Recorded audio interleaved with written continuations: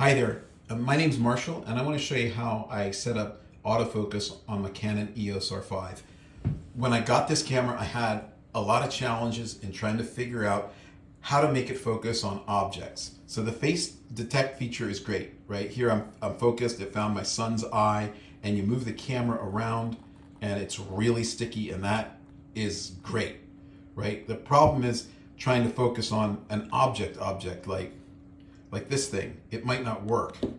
We can take the joystick, we're going to wiggle the joystick over to here, right? And what do you get? You get like a whole bunch of points. And sometimes you want to focus on, like, let's say this bag in the back, and you can't always, right? So now I can, and see how it's jumping around. It's not focusing on what I'm trying to tell it to focus on. What I really want is the old style focus, like that, right? Which they had on the DSLRs. We can move the focus point and you say, okay, spot focus right there. That's what I want to focus on. Or I want to focus on the picture frame. Bam, spot focus there.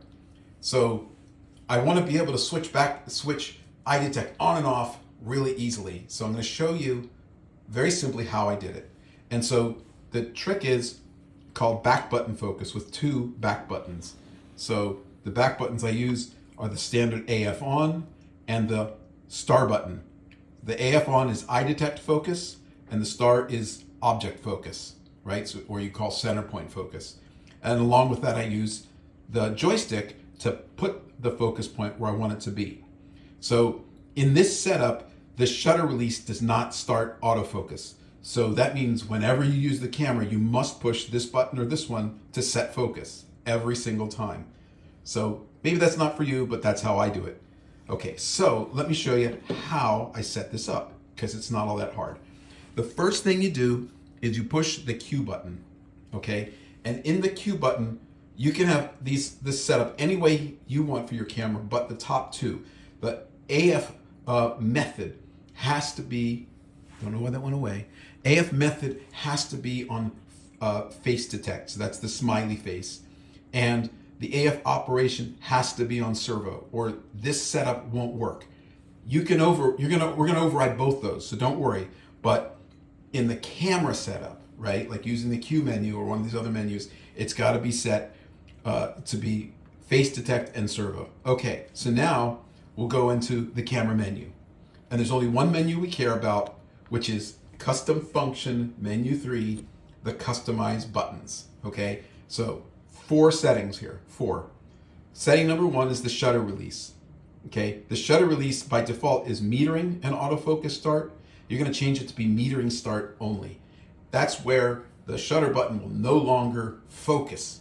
Okay, and everything about using the camera becomes different because you got to hold 2 buttons down to take a shot. But you get used to it really fast. It works great. Okay, so metering start. Then we're going to scroll down and notice there's 2 columns. There's the settings for these buttons in still mode and a separate setting for video mode. So this is not about video shooting. Okay, this is only about shooting stills with camera. So we're going to go to the AF on button. So let's push that, and it's actually going to do the same thing that's configured for. The AF on button is going to be metering and autofocus start. Simple. Okay, but we're going to push the info button, which is detail set, so that we're configuring what it does.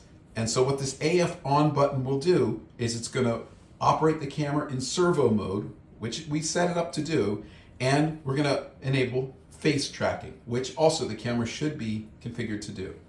The last setting you can choose is the servo AF characteristics, or what is called the case mode. So if you want, you can set a case mode to the button. So I just use dash, which means whatever I've set in the camera menu is what it'll use. Okay, easy enough. So let's push the menu button and get out of there and get out of there. Okay, so that's 2 of the 4 buttons. Button number 3 is the star or AE lock button. So this one, instead of being an auto exposure lock, which is the default, it's going to be metering and autofocus start. Okay, which is the same thing that the AF on button is supposed to do, except we're going to push the info button, and now you can choose autofocus operation to be servo or one shot. Doesn't matter. But this is where you set it if you want one shot. Okay, and then you choose the autofocus method you want. So let's pick this.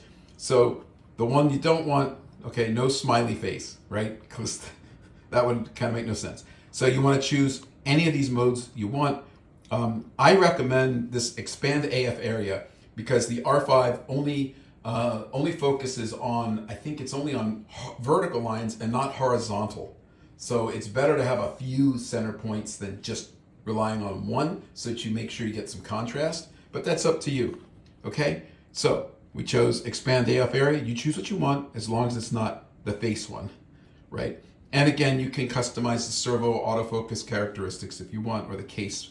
Okay, so, oops, let's go back. Okay, so that's 3 buttons we've configured, right? Shutter release, the AF on, and the AE lock, okay? But there's a 4th you have to go, which is scroll all the way to the bottom of this to the joystick, because by default, the joystick is disabled. You have to turn it on. So by default, it's off, which is kind of dumb. You want to turn it on. Okay, so now you have everything configured the way I have. So you can just like tap the shutter release or push menu. And if I push AF on, zap, it's face detect. If I push the star button, it's object, and I can go scroll on an object like this thing and zap, it comes into focus. I think this is the best way to configure autofocus on the R5. Give it a try. I hope you like it.